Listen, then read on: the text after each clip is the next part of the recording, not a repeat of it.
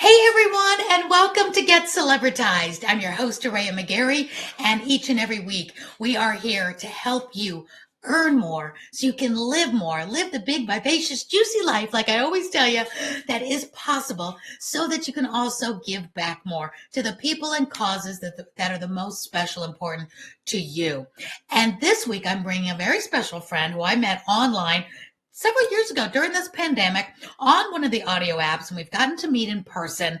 Glenn Rudin is an absolute treasure. He is the message master. And one reason that I wanted to bring him on here today is because he's got a huge passion to help people, entrepreneurs, business owners, improve their communication skills. Nothing happens if we can't communicate properly and well to our future audience, our future clients, and to our community.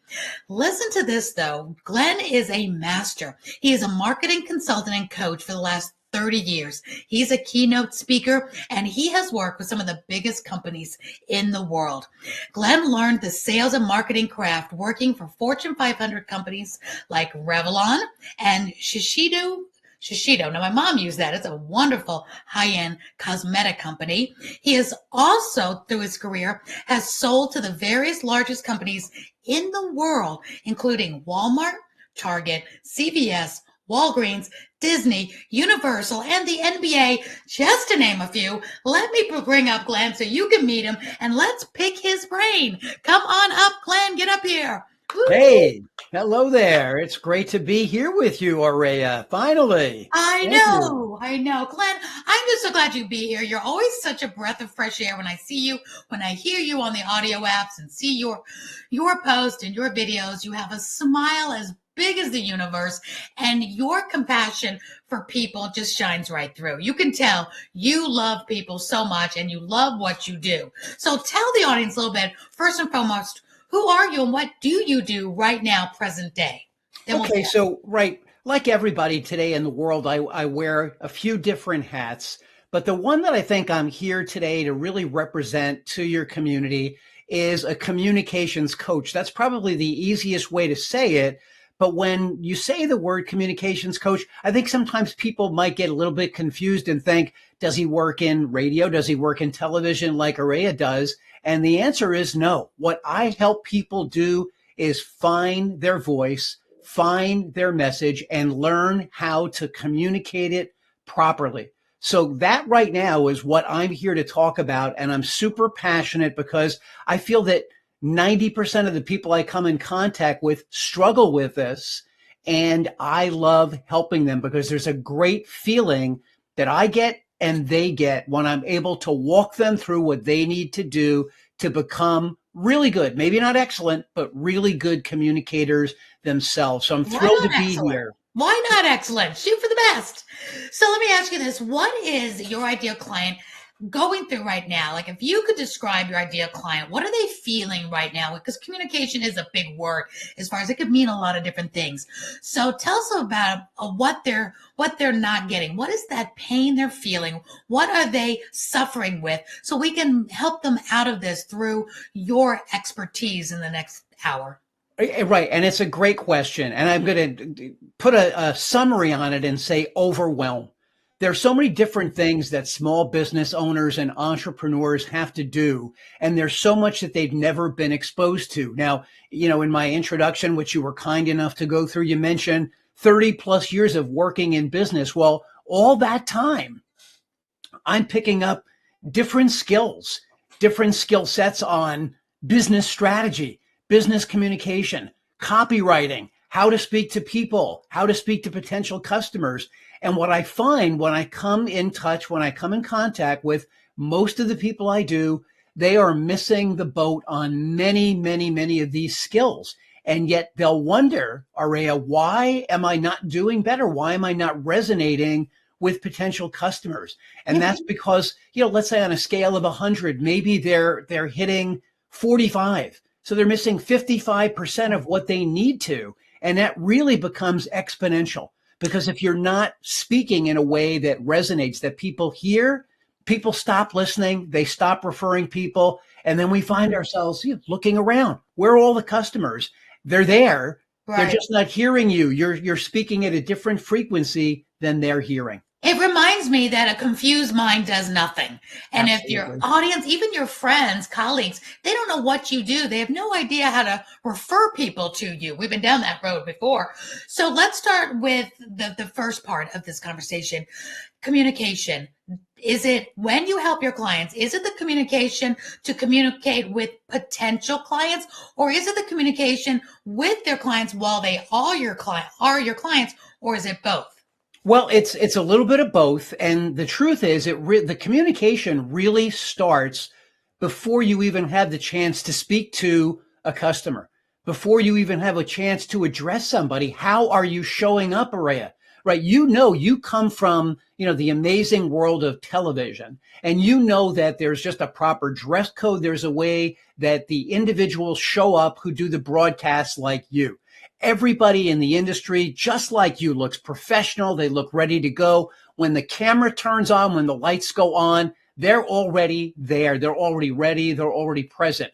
So many people miss this opportunity right off the bat. Whether they're not dressed well, they're not prepared with what they want to say, they're not ready to execute on the things that they need to, they're not prepared to answer the questions that ultimately are going to come their way. But just for starters, when they show up, their body language is just saying to people who are observing them, maybe this person's not really ready for prime time. I'm going to scour around, the other people who I can be looking to, and maybe at some point I'll come back to this person. So it really is, you're emphasizing first impressions matter, and your communication in that first impression, even before somebody opens their mouth, that is communicating everything about their look. So do you go over that? Is that a place? So let's just start with step one. If someone is feeling, and they already know, they're honest with themselves, that they want to improve that first impression. Maybe they want to improve their social media, how they show up live or how they show up on other people's podcast or shows, whatever. Is that a step that you help them with? And if so, how do you help them with that? Yeah, it's a great question. And of course, it really does start there. I'm working with a client right now. This is a great example of this. And this particular client has what I call down speak about herself. Every single thing that she speaks about when she's speaking about herself is downspeak.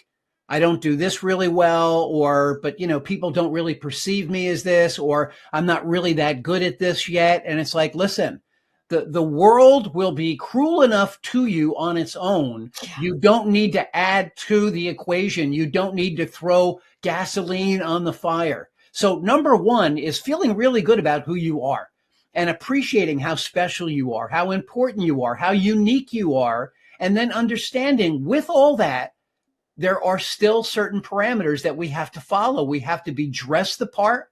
We have to be able to take a deep breath and really believe in what we're doing and what we're saying. Like you just said, first impressions count. We never get a second chance to make a great first impression. It's just a fact.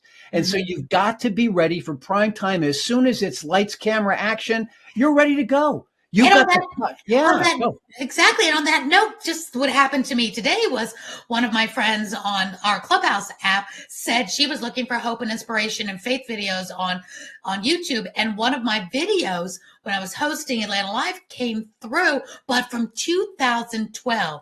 So as you might be thinking, okay, today's the day I'm going to make my first impression, you better be ready that maybe somebody's first impression of you is something you did 10, 12 years ago. So every time you show up could be somebody's first impression of you, because we don't get the luxury of sifting out and taking control of what you see first. Once we're out there on the internet, they could see anything first. So you got to show up every time like it's your first impression. Do you agree?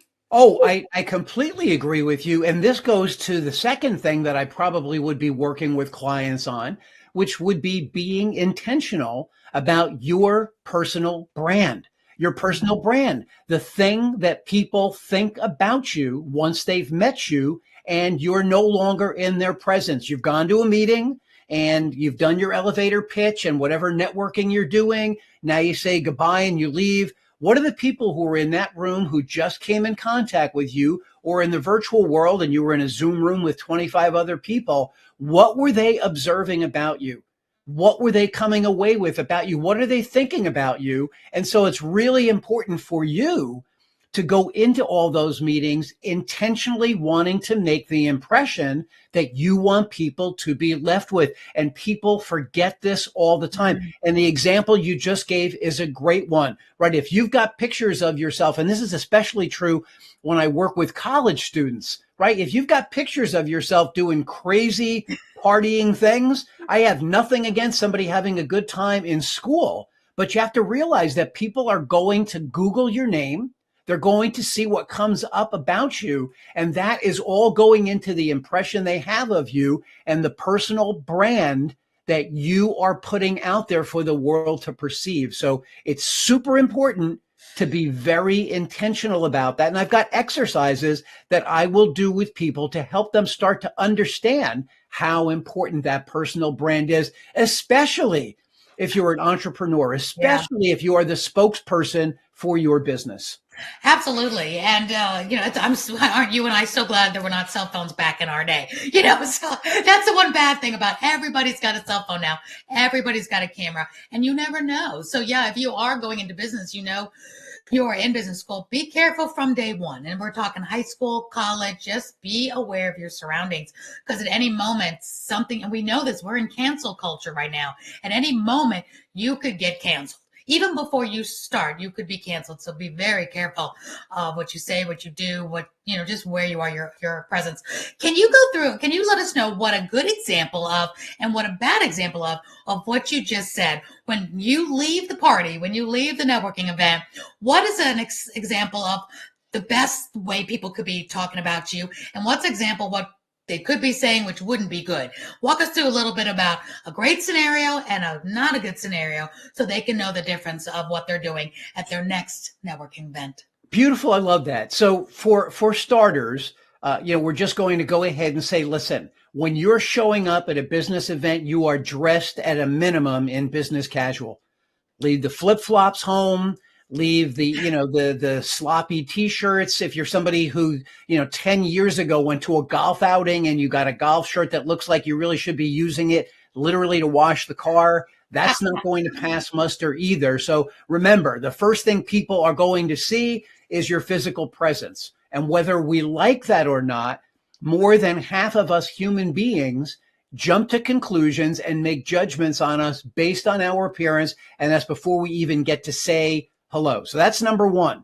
Number two, when you're showing up at this particular meeting, have you put any time into what you want to say about your business and what you want to say about yourself? Are you engaging? Are you interested enough in your own business that when you speak about it enthusiastically, other people can get excited about it too? Or are you shying away from speaking about your business and then people are thinking, gee, if you're not excited about your business or what you're doing, why would I be? And then number three, the last thing in the world anybody wants in any of these events that they go to at 8:00 in the morning, here in the New York area, maybe in where you are in the Atlanta area, you show up at a restaurant or a diner and it's 7:00 in the morning and you're selling me insurance policies or solar panels for my roof. Stop. Just stop. Nobody is buying anything from strangers at meetings. You really need to think twice before you go to a meeting and you're going to judge yourself and say, gee, I wasn't successful today because I didn't sell fill in the blank. No one is buying anything from you at those meetings. Go into those meetings with this mindset. I want a few people to be interested enough in what I'm speaking about in terms of my business or myself for them to follow up with me and say, hey, Glenn, hey, Aurea, can I get a business card from you? Something you said there was interesting. I'd love to have a follow-up conversation with you. And that, to me, is a huge success. Now, you may do a little better as you get more confident and get better at delivering a good elevator pitch, 30-second elevator pitch, or get very good at speaking about yourself and being engaging with other people, asking them about their business, about what they do, and become a really good listener. But the idea for me is if there's 25 people in the room that you're going to, or 50, and you come home with a half a dozen cards where you've had real conversations that you can follow up on, you've just had yourself an amazing meeting. I totally agree. And I even agree if you come home with 3 or 4 really good quality connections. And if you spent your time cultivating that conversation, instead of going in and saying there's 50 people there, I got to get 50 cards. Or, remember the old days where it's that like speed dating type of networking. You got to go in and meet everybody. That's the worst way because you're not building any relationships.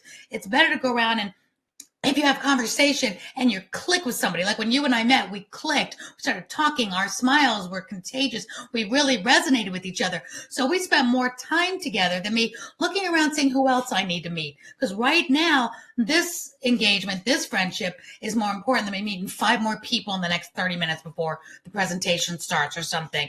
So I'm so on the same page with you. Relationships now are everything because people, and I find especially women, we buy from people we know, like, and trust first. And we've heard that a million times, but it is so true.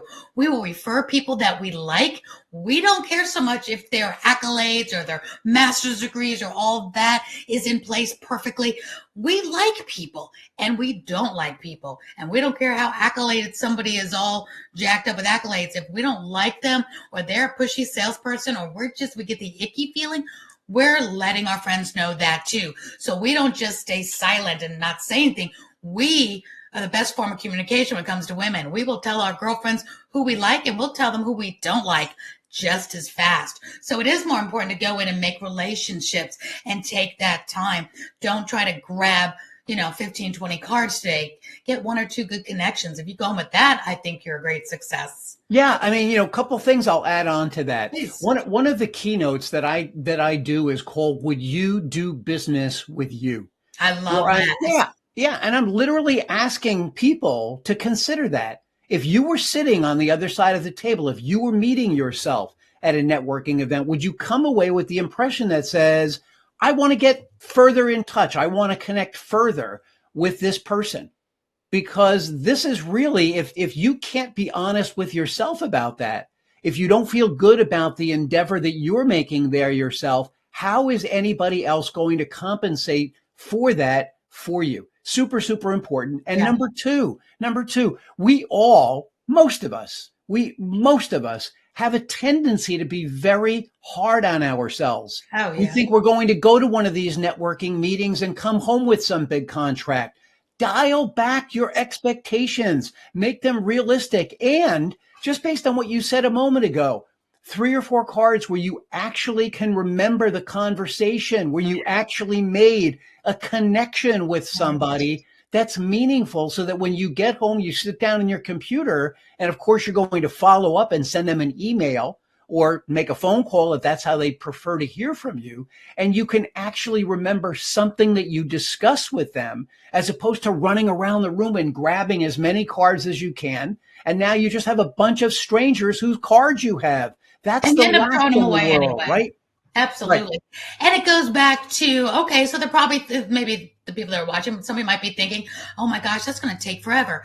It's the reason why you have to go to a lot of things. You can't just network once every quarter and then take this long time to do this. It is something, if you want to go fast, you've got to go to more events, whether you do them via Zoom or, or in person. There's just got to be a lot of times throughout your week where you can meet new people and build those relationships. Then it'll get the ball going faster. You can't do this once a month and then wonder why you don't, have any, clients coming through, because you have to make all these friends and it takes time. It does take time, but you and I are a good example of just this alone, that we've met on an audio app, gosh, for maybe 3 years ago. We got to hear each other. We got to experience each other. We liked what we heard. We knew that, this is a good person, looking each other up. Then we met in person here in Atlanta, maybe a year ago, and we connected and we liked each other again, still following online. Now look at this. It's 2024. We probably have known each other since 2021. And now you're on my show. Now we're connecting even more. Now I have even a better idea of what you do to refer people to you. And you're being, spotlighted here on the show. That didn't happen when we first met. Glenn didn't come up to me and say, hey, Ray, I want to be on your show. It would have been like, whoa, I don't even know who you are yet. So we built that time to find out if we're a good fit, and it all works so good. Now, things don't have to take a year, but you give things time, like what Glenn is saying, building relationships. And it doesn't have to take a long time. It could simply be a week. but you weren't pushy when you met, you came to the networking. And tell me what your thought is on this, Glenn, because you brought up what you wear, and this goes for men and women. I used to be in the beauty industry, and we were always taught that if you have a higher ticket product or service, like you're a financial planner or you're in real estate or you're in something where people have to spend a significant amount of money. You're not just selling a lipstick that's $10, which you still want to look nice for that. Of course, you're in the glamour business, but you've got to dress the part. Like you said, when you want to do business with you, what is your take on having to dress like you are successful? Well, hopefully you are, but a little bit more above, like really step it up a notch to look very successful at everything you do if your product or service is more of an investment versus just looking okay and upscale casual. What's your take on that? Well, for me, listen, I get into this discussion with a lot of people who have a little bit of this anger about this. Like, this is how I dress. And if somebody doesn't like it, they don't have to work with me. And I always tell them, listen, you're going to have a really, really fun trip to the poorhouse with that kind of attitude. The eye buys, whether we like it or not, the eye buys. So many people have said to me, well, look, I'm in the creative industry. If I wear a tie, and I'm not suggesting you do, but if I wear a tie to my client, they're going to cut my tie off. And I said, listen, let me stop you right there. I'm going to give you the Glenn Rudin tie guarantee. If you wear a tie to your first meeting with your client and they cut it off, get in touch with me. I'll be happy to replace the tie at my cost, right? You wear a tie to that first meeting. You make the impression that showing your potential client, they mean that much to you. You respect them and their business, so you wouldn't dare show up not dressed as an absolute professional. And of course, there are degrees to that. So for instance, I'm not wearing a tie. Yeah, I'm not wearing a tie today, but I look business casual, and I don't think anyone would be offended by what I'm wearing. But if I start bringing this down, and this even goes in the virtual world, how many times have we seen this, Aurea, over the last 3 years that we've all gotten accustomed to Zoom and Wave, and we're doing these virtual meetings, and people just think, gee, I'm in my house. I don't have to get dressed up now. I can show up in my bathrobe or in some crummy, Iron Maiden t-shirt. Not that I have anything against Iron Maiden. And the question is, what are people on the other side of your camera going to think of the impression that you make? If this is what it means to you now, when there's nothing at stake and all you need to do is just show up dressed nicely, how are you going to behave? What are you going to do when it is really important? When you do have to make this presentation in front of the CEO? Will you ever even get there if you don't make the right impressions now? So I constantly debate this with people who say, well, it's a different world today. We don't have to dress up. And I always say, listen, I am always going to err on the side of being dressed in a nicer fashion than the people who I'm meeting with, or at least the same. I never want my wardrobe to be speaking for me or detracting from me. So that instead of listening to me, people are looking at me and they're thinking in their minds, what was he thinking when he dressed like that? Well, I love making an entrance. And on your note of the tie, so if somebody's in a creative business, they're obviously not a financial planner. They're more creative, right? So how about a creative tie or a creative suit? I mean, I always think of the Emmys and the Grammys and how they've really taken the suit to a whole different level. Girls, we have lots of options, but for the guys, they've really, it's so many. Do you wear socks or don't wear socks? If you can rock something really good, let the personality shine. But just so you feel confident, you look better than anybody else because you're making that entrance. It could be, with a cool looking tie or the new style tie clips, and just have fun with it. But the point that I believe you're making, Glenn, is make the entrance. If you're the best dressed person there, then wow, that's better than them saying, they woke up on the wrong side of the bed. So better to be the best dressed than not the best dressed. And that, that could go in so many different directions. Be creative, have fun, wear colors, but be the best dressed. Why not? I think that's a wonderful way to do that. Yeah, I like to go with this. There's a lesson that I learned in one of my really early jobs where the gentleman that I reported to said, you pretend that tomorrow morning this story about you or this image of you, this picture of you is going to be on the front cover of the New York Times. It's going to be out there forever. Everybody is going to see it, or everybody is going to read this story. Are you proud of it? Is it something that you're proud of, that you know is going to enhance your reputation and make you stand out as somebody who's outstanding? Or are people going to look at it and think, gee, too bad this person wasn't really ready for prime time when they had the opportunity? It's those pictures you get that you just cringe. Oh my gosh. And it's bad enough if they take it on the wrong angle anyway. So let's move forward to now, Glenn, you've worked with a lot of top-notch Fortune 500 companies. You work with Disney and Walgreens. Tell us a little bit about how all this has worked for you to your benefit, having good communication skills. We've gone from, we know we need to make that first great impression and wardrobe matters. Now let's get into that communication. You're there, you look great, and you've been working with some of the biggest companies in the world. Talk to us about what you've done for them and how this communication has benefited you, as well as maybe a mistake or two you've made that we need to avoid. Sure. Well, for starters, the big retail companies like Walmart and Target and Walgreens and CVS that I have on that list all required me as somebody in product management and sales to be able to go in and work with a buying team at those big accounts in an effort to try to get items that I was representing to be accepted by them, for them to buy them and put them up on their shelves. And so again, we're talking about great, intense preparation, understanding your products, going into the meeting already scripted on what you want to say, and knowing that this could veer off of, right? These are not perfect presentations. Somebody could ask you a question that you didn't know you wanted or weren't going to have to answer when you came into the meeting. And so you've got to be really prepared and be able to answer questions on the spot and put yourself under pressure. Well, how do we do that? Before we ever go to the meeting, before we ever show up to do our keynote, before we even show up to do our elevator pitch, we've got to be practiced. We've got to take the time to literally script these things. We've got to know our facts and figures inside and out.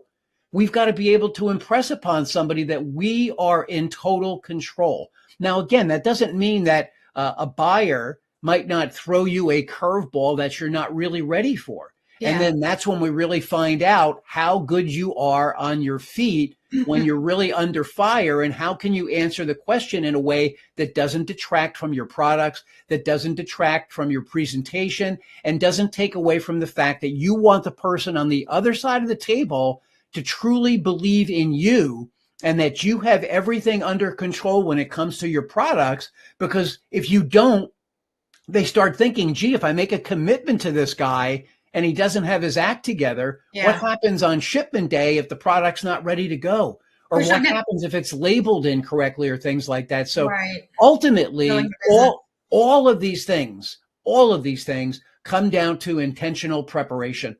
So to people, I see you've got this really juicy resume about working in toys and plush toys and promotional products and printed goods and Disney and Walgreens. Were you the person that companies hired to get their products in these places? Tell us a little bit about this experience that you have. Well, no, most of these companies are me creating products for my company and getting my products into these stores. Oh, now, like what kind of products? Say again, I'm sorry. What kind of products did you do? Okay, so over the years, we can start with Revlon, and that was cosmetics and selling cosmetics to high-end department stores like Bloomingdale's or Neiman Marcus, those kinds of places. If it came to something like the NBA, that was creating custom promotions that they would be giving away, during games. And if it was Walgreens or a Walmart or a Target, it was the different product lines that I was working on at the time. Some of them might have been toys, some of them might have been fashion accessories. And then, we come to Disney, where it was creating custom products for them based on their licenses, based on their characters. So my experience in product development, Aurea, runs the gamut. There's really not a product that I haven't produced. And when I say I've literally produced and sold hundreds of different types of products, that's a real number. That is a real number. So if you said, give me an example of plush toys, Yeah. One of my companies developed this really great line called the Meanies, which were the downside to the Beanie Babies, which were so popular back in the day. And we had all of these zany characters that, you know, for instance, we had a cat that was called Splat the Cat that looked like it was run over by a car. I And this remember was this Splat. zany, what's that? I think I remember Splat. I've seen cartoons about Splat the cat. Possibly. This was a really zany line that, you know, that we sold to a lot of different mass market and specialty retailer accounts. But the point is, for me, over time, I've been lucky enough to get to visit China on, you know, 10 or 15 occasions, Sure. walk the very biggest trade shows, you know, on the planet, and the place where people literally from around the world are sourcing their product. I've gotten the privilege to walk the Canton Fair and develop those products and import them on behalf of some of these very large companies. And again, so, you know, there's all kinds of preparation. There's all kinds of manufacturing and tooling and all kinds of things that this is something that I help companies now with who want to develop their own product lines, who have ideas about a great product they might want to develop, but don't really know how to go about sourcing, manufacturing, tooling in China. Then when I get it here, how do I get it distributed? How do I make the sales call to Walmart or Target? Right. Yeah. All right. So now I want to ask you a two-part question, because I know my audience is probably entrepreneurs. Maybe they're not making their own product, but in order, this I think will be really relevant. In order to get the attention of a big dog, like let's say Disney, for example, I want the entrepreneurs that are watching to think about what's their biggest shark that they want to attract. Maybe it's their biggest client, or maybe it's somebody they want to do business with, or whatever it is. It's that big pie in the sky. I want to ask you a two-part question. How did you get the attention? It doesn't matter what you did, actually, as far as, okay, they may not be produce their own products, but you got the attention in your industry, one of the biggest companies in the world, Disney, whether they came to you. Tell us a little about how you got connected with Disney, because I think those things are the really important nuances of business, where you get one of these big businesses, these big connections that every entrepreneur wants, that big day of, wow, I can't believe this person came to me. I can't believe I landed that big shark. And then what did you do for that company? Because Disney, you think Disney doesn't need anybody. They're in-house. So you got the attention of one of the biggest companies in the world. How did you make something like that happen? Well, this is a great story too for all the entrepreneurs out there. Now, I was working for, this company doesn't exist anymore. It was a company called Applause. And Applause at the time was a huge licensing company in the toy and gift industry. So if you walked into a specialty shop, a Hallmark type store, and you picked up a piece of Disney plush or the Looney Tunes brand or Sesame Street, this company, Applause, was the one that manufactured it. And I was a national account sales manager for that company. And one of the clients that we had was the Ringling Brothers Circus. And Ringling Brothers Circus did the Disney on Ice show. So there's my connection to Disney. Well, one day, the buyer that I was working with said, listen, we're looking for a new source to create products for us. And we were thinking maybe Applause could be that company. And I thought to myself, gee, you know, I could turn this lead over to Applause, but they're probably not going to handle it the way it needs to be handled. They're probably going to say, we have a whole catalog of items that you could buy from. Why don't you go ahead and do that? So instead, what I said to this customer was, listen, the company that you're looking for doesn't exist today. But if you give me 72 hours, I think I might have the answer for you. She said, okay, I can wait a week or so for the answer. Well, 3 days later, I had a meeting with someone who I had been networking with, who was in the licensing industry already, had his own successful company. And I pitched him on the idea of, would you like to start a new business or a new division of your company where we're manufacturing for the Disney on Ice shows that travel around the country? And this guy was sharp enough and smart enough to say, look, this sounds like a good opportunity. I'll give you 6 months to get this business off the ground. So I went back to my employer, Applause, and said, listen, things are not working out for me. I'm going to try and go and explore some new opportunities. Wow. The people who I knew My wife at the time, family members, parents were all thinking, what are you doing? You've got a family and little kids. You've got a great job. You make a nice living. What are you doing? And I said, look, if I don't pursue this entrepreneurial opportunity right now, this vision that I have, when am I ever going to do it? So I resigned. I started at the new company. I called up Ringling Brothers and I said, that company you were looking for last week that didn't exist, it exists today. I had come up with a really clever name called the Idea Factory. It's called the Idea Factory, and we're ready to do business with you. They invited me down within 2 weeks. I had assembled a team working inside the housing of this company that I went and pitched this idea to. We created hundreds of concepts for unique toys and ideas and products and promotions for all kinds of Disney characters. And we literally blew their doors off. I don't usually like using those kind of violent terms, but we blew their doors off, Aurea. And they said to us, we need 5 minutes. Can we regroup? They left, came back and said, Glenn, we've got good news and bad news. And I said, okay, well, why don't you give us the good news first? Because we're down here. We had to travel down to the Washington, D.C. area. The good news is we like what you're doing well enough here with all these concepts that we're going to give you the Toy Story on Ice show, which is going to be huge. The movie at that time was gangbusters. Yes. And we said, wow, that sounds amazing. What's the bad news? They said, we also have a property called Pocahontas. It's one of the new Disney properties. We want you to do that show also. So they wanted us to produce about 150 items for them. We had about 3 months to do it. I had never been to China. I was on a plane to China the next month. The rest is history. We created, we delivered on time for the first time in their history. And we had one of the most successful launches of Disney on Ice with Toy Story on the one hand and Pocahontas on the other hand. Everything you could think of, light up toys, T-shirts, hats, novelties, and all kinds of items. And my career as a solopreneur running my own business was off and running. Wow. I mean, where do I even start to unpack this? This is like being at the right place, the right time, with the right experience, is what I always say. You had this opportunity and you decided to say, hey, hold please. And you created your business in 3 days, let's just say a week. You got the right people. You had already been networking, so you already had the connections. It wasn't like you had nothing and then, oh, now you need to go meet somebody that could help you.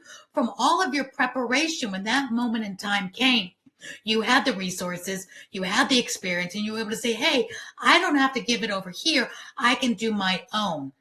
So many big success stories have gone off on their own and broken away from the big company and become the big company. So look, you've got to finish the story. What happened after that? Because I think about your wife and your kids, and did it continue to be successful? For how long? Was it the best thing that ever happened to you? Tell us a little bit about that success afterwards. And are you still doing it, or was that a season in your life and you do something else now? Well, listen, that opportunity worked out amazingly well, and we had a great run with Disney for a couple of years, and then we found out that this particular division of Disney, which was Ringling Brothers Circus, started doing some things behind our back, which, let's just say, were unsavory, and we kind of caught them with their hand in the cookie jar. That wasn't really a good ending there, but the experience of doing that for the Disney on Ice shows, this is just a great extension of the same idea. I had heard that Universal Studios was going to be opening up a new theme park in Florida called Islands of Adventure. We were at the opening day of that. Okay, there you go. Well, we were on a roller coaster with Patrick Swayze that day. Okay, well, when that park opened and you walked to the souvenir stands, my company, the Idea Factory, had produced about 300 different items for that theme park. Wow. Because not only did we used the experience we had with Disney on Ice, and we started pitching the people who knew the people at Universal. We ended up getting our initial meeting and bringing all the success that we had with Disney to them. And they said, wow, this is exactly the kind of stuff we're looking for. Can you give us prices on? They gave us a list of probably 500 items to give them quotations on. I mean, it was weeks of just even figuring out what it was going to cost to manufacture and Right. import all of these items. So that was another great success story also on top of the other. Still do Now, this? Oh, go ahead. Keep going. so eventually, the person who was running the company that I had gone to, who had this company that we were housed under, turned out to be not the greatest guy in the world and did some things that were really not nice. And, we ended up parting company. But I Okay. will say the experiences there led me to being able to continue to do that right up until this day. And right now I manufacture a number of products for a big science education company up in Canada. And I've been working with them for more than 17 years. So this is a business that I am still active in. I still have tremendous relationships with about a half a dozen to a dozen manufacturers in China. So if anybody who's hearing my voice says, listen, I've got a great idea for a product I'd like to manufacture, please get in touch. This is one of the things that I do when I'm not coaching. I love that. And your website's below. It'll be in the description. Alwaysbeencreative.com. I love your website name. So what is let's put this out in more of general terms now. What is the best lesson you learned? And what was let's say the worst thing? What's the best thing you learned and the worst thing you learned in all of the last, let's say, 30 years? Give us the best piece of advice and the worst piece of advice you ever got. Well, the best piece of advice I can give anybody who's hearing my voice now is if you're passionate about something, pursue it. Mm-hmm. Stop waiting around for the perfect time. I used to hear people on Clubhouse talk about, well, you've got to have, 8 months or 12 months of savings saved up in order to do this. If you're going to be waiting for the perfect time to go and do something like that, there's a really good chance that perfect time is never going to come. Amen. When you're passing that brass ring on the merry-go-round, you got to grab it, and you got to grab it with gusto. You just have to. If you believe in yourself, you've got to pursue it. Does it mean you're automatically going to be a success? No. Does it mean you're not going to have to really work your tail off to make your vision come true? Of course you are. But you've got to believe and chase your dreams. The earlier you do it, the better. The sooner you believe in you, the better. So I would say that's number one. If you feel passionate about something, pursue it with the passion that you see it as the success that it will end up being. Have that vision, that creative vision. That's what I had. When I got off the phone with that customer, when I was working at Applause, what I saw was a company that I was running with a marquee on the front that was a business that I was responsible for. I could see it. I'm a creative guy. We can all be creative with the way we think. That's one. Yeah. I always like to say fail forward to success, worst scenario, because you're not going to succeed if you don't jump on the Ferris wheel or the merry-go-round. Absolutely right. And if I was going to give advice for people on things that they should be careful about, when you go into business with other people, when you go into partnerships with other people, it's no different than a marriage. And if you're not truly in love with, if you don't truly respect and have the love and respect back, at some point in time, there's a good chance that that relationship is going to go south, that it's not going to work. So while everything seems peachy keen right now, before everything is on the line, before the pressure is there, before something bad happens, you've got to know who you're jumping into business with and make sure you've done your due diligence and you all understand exactly what you're bringing to the table, what your responsibilities are, and how it's all going to work out if it goes great or if it doesn't go great. Because sometimes it doesn't. Right. Now, Glenn, let me ask you this, because twice you said that first the Ringling Brothers was doing unsavory things and you parted, and then the next one you said somebody, your other partner, went savory. So in your looking back, your hindsight 2020, do you regret doing it? Do you feel you could have done more due diligence to find out about those things prior to getting into bed with them and doing business with them? Or do you feel it was worth it to do what you did, and then once you found out about something that didn't meet your values and morals and what you want in this world as far as being honest, integrity, that you're able to leave. So should people dive deeper, and then if you find something, don't, or do you not regret it and glad you did business, and once you found out things were maybe a little shady, you just got out? I don't regret any of the things I've done because, this was just the way the chapters of my life Better were to have going to be loved and written. lost and never have done it at all. Absolutely. And listen, one thing that we just never know, right? We really never know what is in the mind of someone else. So Yeah. here's the other piece of advice. When I went and worked for this other company to start this new division, the person that I went to work for ultimately still had control. There were no options in place that said, if you do this, you get this. If you do this, you get this. And so ultimately, he turned out to be a really, really bad person. That's the easiest way for me to say this. And where the Ringling Brothers Circus opportunity could have gone forward for another 10 years, he turned out to be a spiteful person. He ended up in a lawsuit with Ringling Brothers where they wanted to settle and say, listen, we'll settle with you, but we want to still do business with you, which was fine for me because I'm the one who started the company. And he said, no, I'm going to take your money. I'm going to close down the business. And Glenn, sorry, you're going to be out of a job, which was a really unfortunate thing to do, but it was his company. There was nothing I could do about that. So watch your contracts and make sure you're being Absolutely. Now, Absolutely. Isn't Ringling Brothers out? Can't speak. Isn't Ringling Brothers out of business now? Actually, the Ringling Brothers is back in business now. I think they actually relaunched the circus, and I just think that they've gotten away from the whole animal aspect of it. I think they're no longer being accused of being cruel to animals, but they still have people doing all kinds of more like crazy Circus things. Yeah, more like Circus style. All right, well, cool. All right, Glenn, you have been phenomenal. As we wrap up in the last 5 minutes, if you could tell the entrepreneur watching now, let's go back to communication. Give them your best closing inspiration on what they can do right now to improve or take inventory of their communication skills so they can gain new clients and customers this week. Go for it. So here's what I will tell you.